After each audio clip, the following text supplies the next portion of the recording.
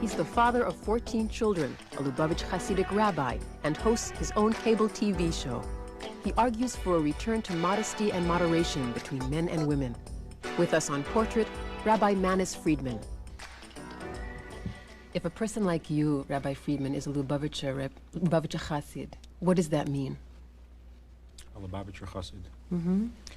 Lubavitch is the name of a village, a town in Russia, where Chabad Hasidus, or the teachings of Chabad Hasidus, was centered for about 102 years.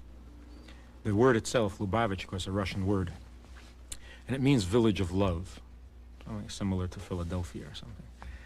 And the philosophy there is basically the study of the inner part of Torah, kind of the soul of Torah, that explains the relationship between the soul and God, between the commandment and God, between the soul and the commandment, and how the three get united into one harmony.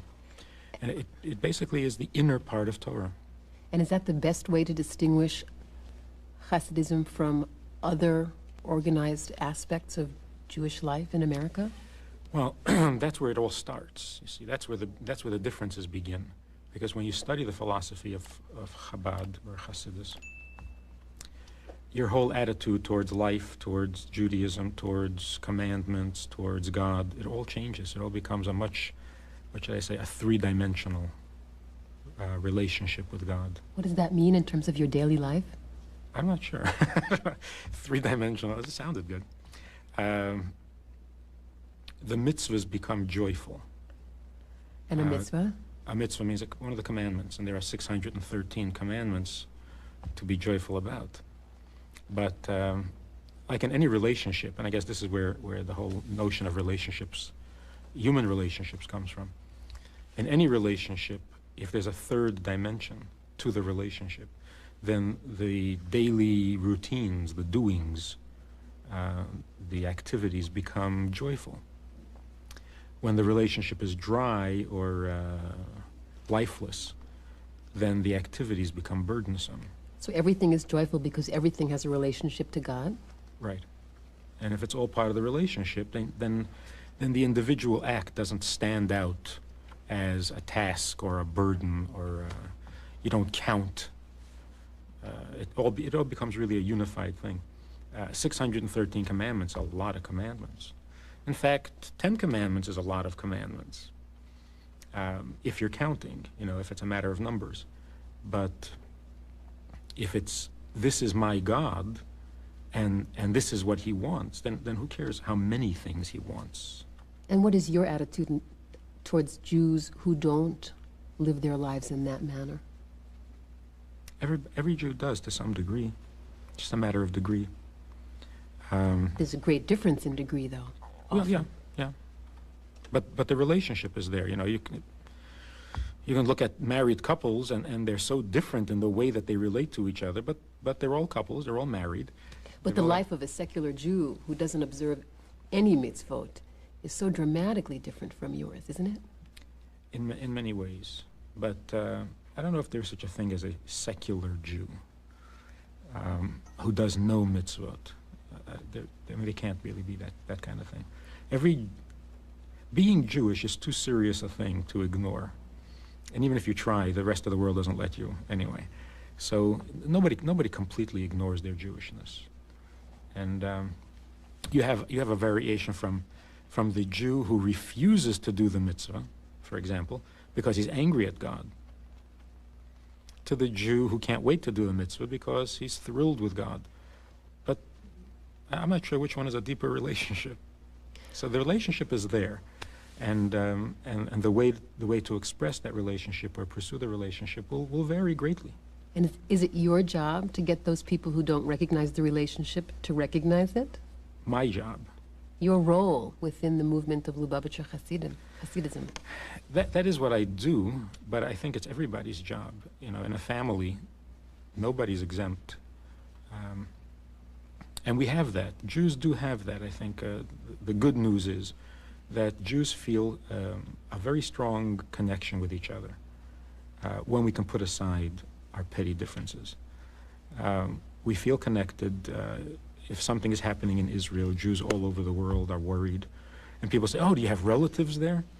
That's not the point, right? I mean, it's Jews. Let's talk for a minute about your book, which recently came out in hardcover, Why Doesn't Anyone Blush Anymore? A book about, I think, a call for the need of modesty in relationships between men and women. Am I correct? Yeah. Modesty is another word for virtue. It's basically a call for virtue in our relationships, because so many things have been written and said about the, the success of a relationship, the ability that one has in conducting a relationship or being part of a relationship. There are certain talents, there are certain abilities, there are certain successful ways of being in a relationship, and it all sounds rather materialistic. It's a valueless kind of a thing. In your model? I'm trying to introduce more a moral concern in relationships, a moral model, and meaning?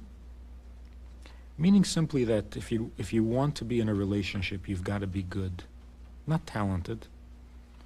You don't need any talents to have a relationship. You don't need to be a great communicator. Great communicators get divorced too, you know. It's not a gimmick, it's not a trick, and it's not a talent. It's simply exercising all the goodness you've got in you, because that's what marriage demands. More than anything else, you've got to be a good person.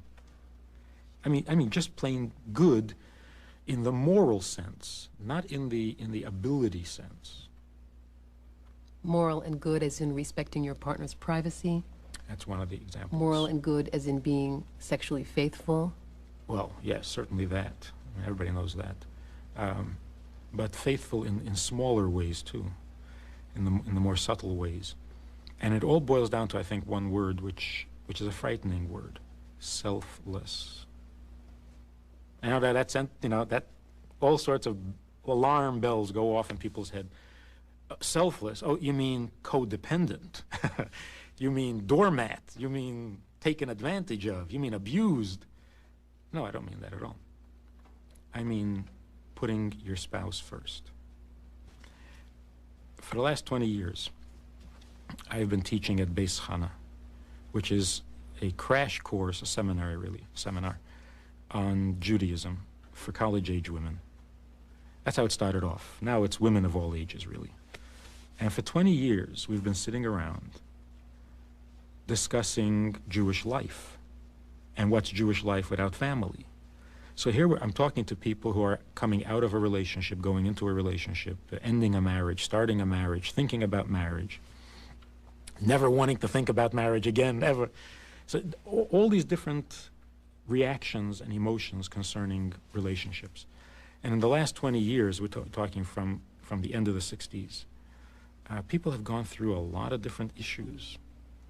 I mean, there was politics, and there was Eastern religions, and there was the me generation, and the dropout generation, and food fads, I mean, all sorts of stuff.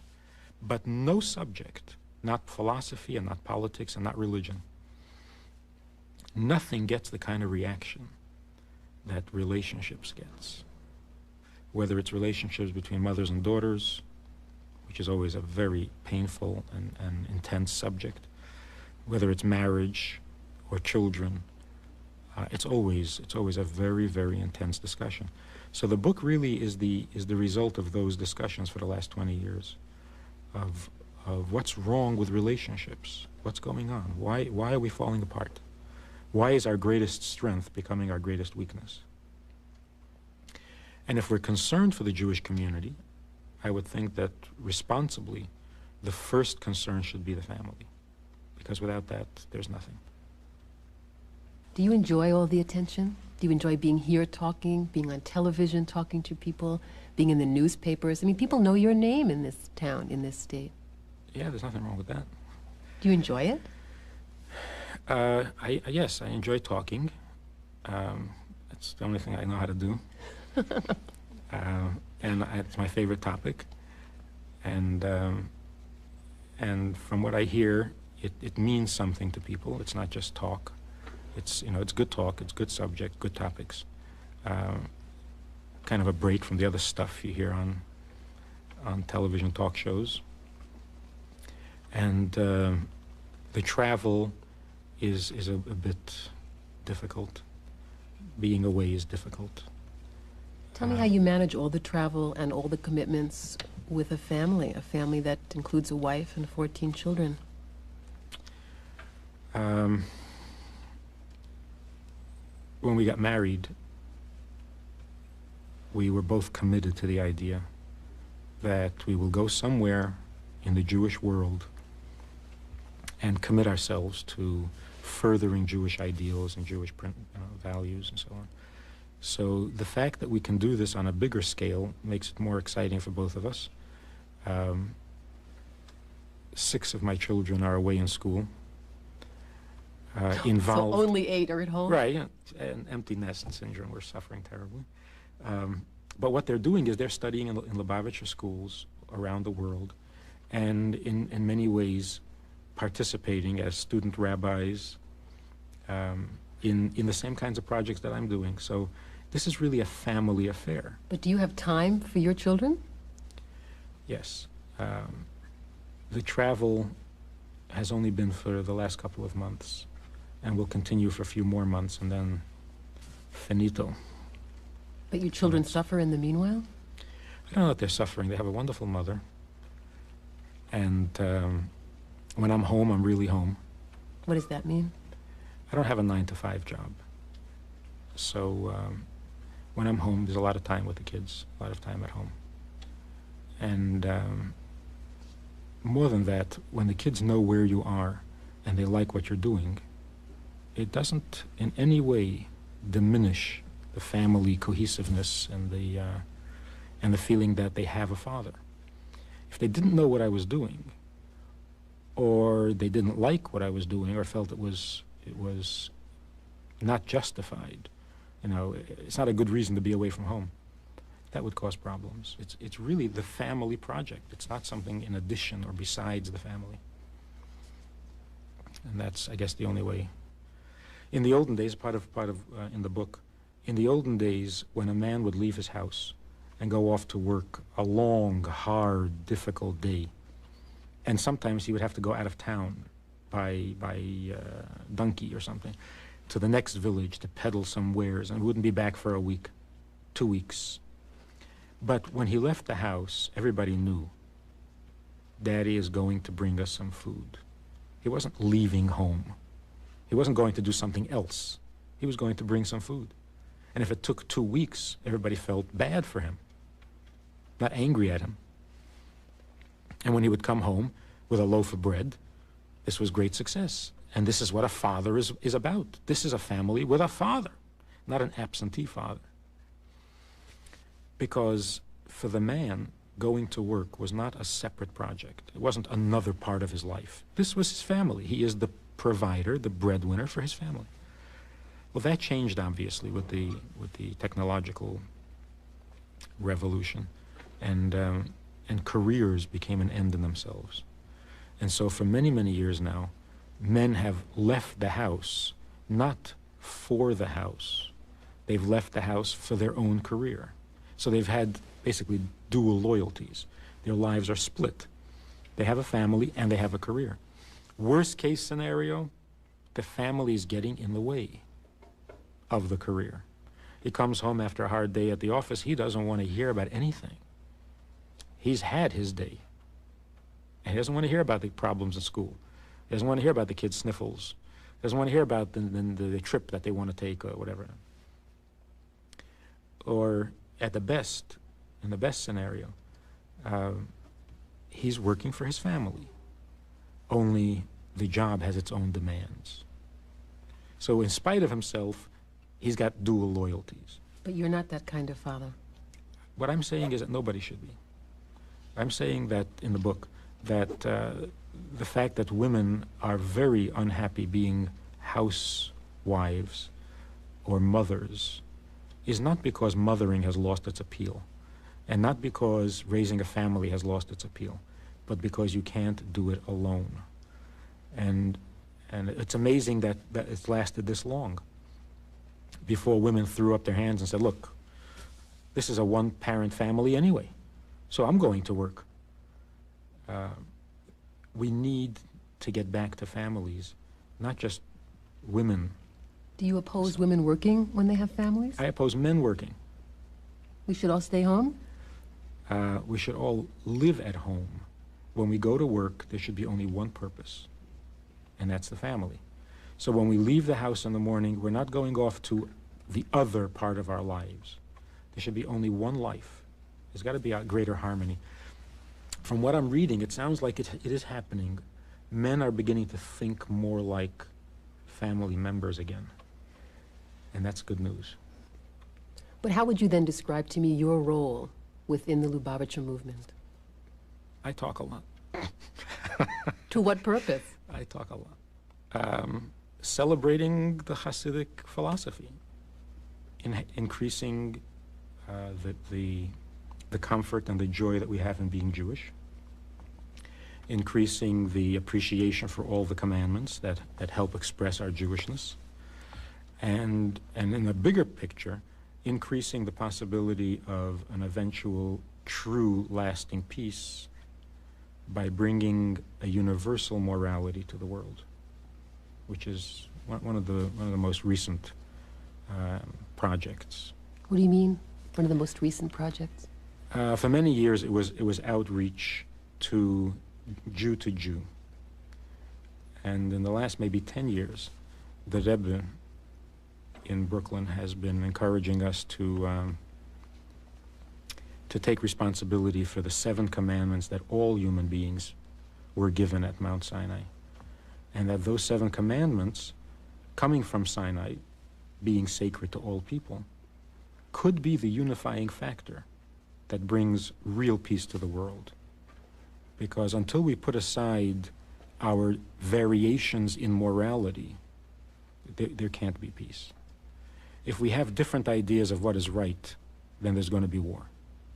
It's only when we agree universally on what is right, and it's a divine right, on divine authority, then we can be confident that there'll be true peace. There'll be no reason for war. So what does the Rebbe want you to do? To talk specifically? It up. Talk it up. Mention the 7 commandments, the virtue of them, the value, because the world seems to be moving in that direction anyway. So it's like it's presenting an answer after the question has been asked, not trying to impose an answer where there was no question. So the world is looking for it, the world is ready for it, but needs the words, the structure, the details of the commandments. Maybe this is the time for us to talk about who the Rebbe is and why it is that what he says is so important. Well, the Rebbe is an 88-year-old rabbi, 89 as of next month, who has been the leader of the Chabad movement for the last 41 years, and has basically reached far beyond Brooklyn, where he hasn't left Brooklyn in 41 years. But he's reached, true? Yeah. He hasn't taken a day off in 41 years, which is quite remarkable, I think. I think we did a figure on that once. It's 15,200 and some days consecutively of being at his job. And of course, with the Rebbe, there are no vacations, because when holidays come, he works harder. What does it mean to be at his job on a day-to-day basis? He comes into the office every morning, reads a ton of mail.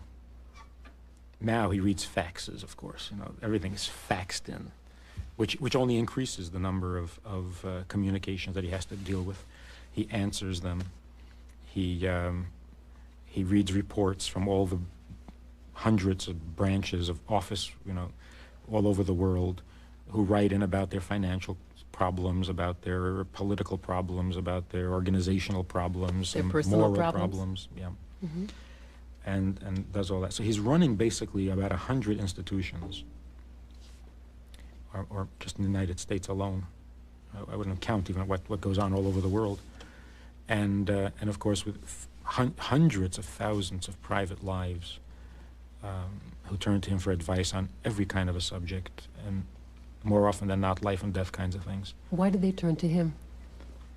For the same reason people used to turn to the prophets, or to the patriarchs, or to the kings. Jews have always had inspired leaders. And the titles have changed. You know, the roles changed slightly. There was a time when the leader was called a king. There was a time when it was called a prophet. There was a time when it was called a patriarch, or more recently a sage. And the most recent is the Rebbe. That's the title of the leader of the generation. And being the inspired leader, he carries responsibility, he shoulders the responsibility for the entire Jewish people and the rest of the world. And that's not something people run to apply for. Nobody wants that job. Nobody can shoulder that kind of a responsibility, and the Rebbe has. You know, many Jews, American Jews and other Jews in other countries in the world respond to the role of the Rebbe within the movement as being one of an icon, that he has cult status, that when you walk into a Lubavitch home, there's the picture of the Rebbe in the dining room or in the living room.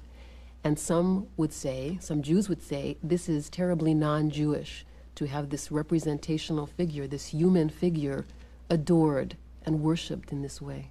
How do you respond to that? Well, I really don't understand what the discomfort is. Is it not Jewish to adore a righteous person? I mean, is the Torah not full, every page, every chapter, of some great person that we all adore and we teach our children to adore and to worship, if you want to use that word? Who should a child worship? A basketball player? A rock star? On the contrary, the only right way to run a community is to have someone leading the community whom you really trust and really admire and worship, if he deserves that kind of devotion. I think the tragedy is that when we don't have genuine, worthy leaders whom we can worship, we leave that position open for the charlatans and for the idolatrous kinds of things that lead to disaster. So when people say, well, you're giving a person too much power, and power corrupts, and look what happens with these, weird guys, and that's what happens when you don't focus on the right kind of leadership. You leave that position open for the wrong people. So it is certainly Jewish to worship a person who lives up to your ideals and embodies all your ideals. And there has never been a time in Jewish history that we didn't have that kind of a leader. So it's certainly Jewish, and it's also very healthy. It prevents the charlatans from taking over. And leaving that position vacant is very dangerous in any community. Let me ask you one last question as we bring our conversation to a close. I would like, after our conversation, to be able to shake hands with you and thank you for the time spent together, but yet I can't. Why? Well, Why won't you shake my hand? I'd like to also, but I can't either. Why? Because every physical gesture between man and woman is considered intimate, unless it's combat, unless we're fighting. And even then, we're not so sure. It's considered an intimate contact, intimate gesture. And of course, we reserve intimacy for family. So, I mean, in American society, it has lost its intimacy and is not considered an intimate gesture at all. I think that's sad. We can use a little more intimacy in our lives and not less intimacy. So the more things we reserve for the intimate time and part of our lives, the healthier we are. Just one little example for that. I'm not sure it's in the book or not. A woman who is outraged because not only did her husband have an affair, but it was in her bedroom, on her bed. But you've jumped from a handshake to an affair in the bedroom. Yeah, let me just try to draw this analogy. Why does it make it worse? I mean, adultery is a pretty bad thing, and infidelity is a pretty bad thing. The fact that it was this bad, I mean, come on. What's the difference? But there is a violation, even in terms of a robe or a bed or a sheet. You used my sheet? Right, but you're drawing a direct line from the handshake that I'm suggesting to an affair in the bedroom. I'm not inviting you into my bedroom to have an affair. I'm talking about shaking your hand. So if the bedroom is an intimate thing or an intimate place, which increases the outrage, certainly the handshake, physical contact. I'm saying people are more protective of their bed than of the hug. Is the spouse's hug mine, or does it belong to everybody? Can my wife hug everybody, or is hugging part of our relationship? Is it reserved for us? So if the bed is so sacred that it's reserved for us, shouldn't physical contact, shouldn't a hug, shouldn't a touch be considered ours, not to be shared with anybody else? I think more than a bed, yeah. You can sell the bed. You can get a new one. Thank you, Rabbi Friedman, for being with us on Portrait. Thank you.